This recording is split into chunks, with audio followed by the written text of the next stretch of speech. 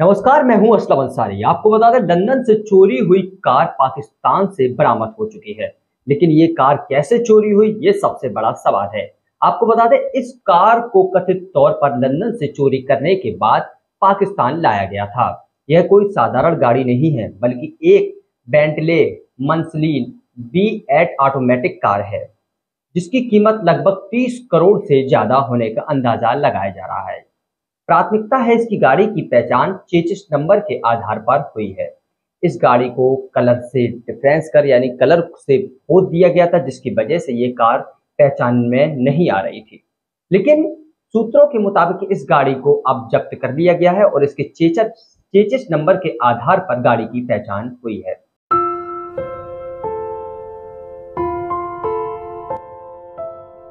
तो सड़कों पर हर तरह की गाड़ियां दौड़ती नजर आएंगी, लेकिन पिछले कई दिनों से सोशल मीडिया पर जिस गाड़ी की चर्चा हो रही है उसकी कहानी बेहद अनोखी है। पिछले महीने की 30 तारीख को कस्टम अधिकारी कराची के DHA इलाके से एक विदेशी खुफिया एजेंसी की सूचना पर एक गाड़ी की तलाश कर रहे थे। इस संबंध में कस्टम में दर्ज FIR के अनुसार उन्हें सूचना मिली थी कि इस गाड़ी को कथित तौर पर लंदन से चोरी करने के बाद पाकिस्तान लाया गया था। ये कोई साधारण गाड़ी नहीं है, बल्कि एक बेंटले मल्सीन V8 ऑटोमेटिक कार है। कस्टम के मुताबिक इस समय इसकी कीमत 30 करोड़ से ज्यादा होने का अंदाजा लगाया गया है।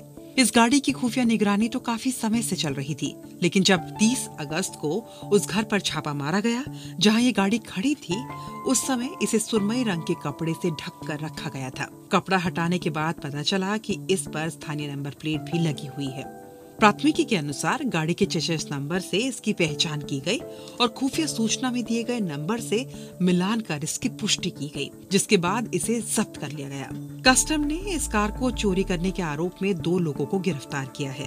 प्राथमिकी के अनुसार कराची में कार के मालिक का दावा है कि उसे किसी अन्य व्यक्ति ने इस शर्त पर कार बेची थी कि वो नवंबर 2022 तक इसके लिए सभी कानूनी दस्तावेज पूरे करा देंगे। कस्टम अधिकारियों ने कहा कि गाड़ी की चाबी न होने की वजह से इसको कार कैरियर के जरिए लिफ्ट कराया गया। इस पूरी घटना की शायद सबसे चौंकाने वाली बात ये है कि कानूनी दस्तावेज न होने के बावजूद ये कार सिंध में रजिस्टर्ड हुई। प्राथमिकी में उस कानून का भी उल्लेख किया गया है जिसमें ऐसी किसी भी कार के रजिस्ट्रेशन के लिए विदेश मंत्रालय और कस्टम से अनुमति के अलावा सभी ड्यूटी और टैक्सेस के भुगतान की जरूरत होती है। प्राथमिकी में यहाँ तक कहा गया है कि ये मोटर रजिस्ट्रेशन एक्साइज और टैक्सेशन विभाग की मिलीभगत से मुमकिन हुआ है। इस गाड़ी का एक शॉर्ट वीडियो सोशल मीडिया पर खूब वायरल हो रहा है।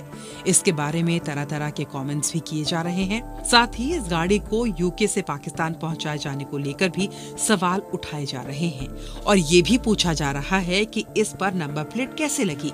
इस संबंध में सही जानकारी तो जांच पूरी होने के बाद ही सामने आएगी, लेकिन हमने ये जानने की कोशिश की कि लंदन से चोरी होने वाली गाड़ियां पाकिस्तान कैसे पहुंच सकती है।